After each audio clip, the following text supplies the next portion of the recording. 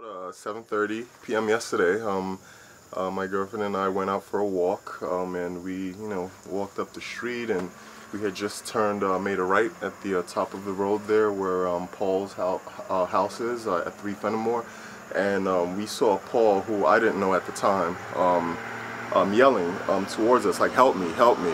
He was kind of incoherent. We didn't know what was going on. I was a little apprehensive at first, and my girlfriend, she didn't think twice. She ran up towards him.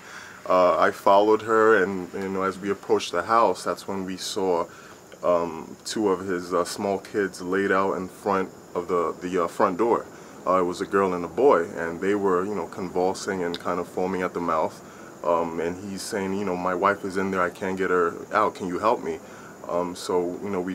I walked in, ran up to the top of the stairs, and right at the top of the staircase, his wife was there, and she's doing the same thing. She's convulsing, foaming out of the mouth. I picked her up, brought her out to the front, and laid her next to her two children. He says he has two more sons in the basement. Mel went ahead and she eventually found the basement door. In the meantime, I was trying to open as many windows as possible in the living room. I followed her, joined her down to the basement, as well as Paul. Got down to the basement, and she was, kind of there in shock, looking at the bathroom. I come, I look, and it's a big guy. Tried to lift him up, and he was not responding. He was in much worse shape than the kids. We went over to the other room. There was the other son there.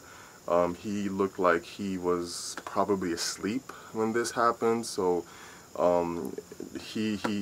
they were both, I guess, dead weight, and we tried. We couldn't carry them at that point. There was nothing we could do. We tried to open as many windows as possible, and about 2 to 3 minutes later, the firefighter showed up. And and the police department showed up, and then myself and two cops were able to drag the big guy out of the bathroom and take him out of the basement door, and Mel and the other firefighter kind of dragged the guy who was in the room, and we brought both of them out to the back door.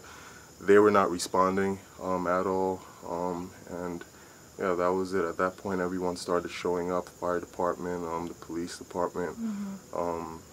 Yeah, it all happened so fast. It all happened so fast, and we didn't even have a second or anything to think about it, and we're just hoping they're okay.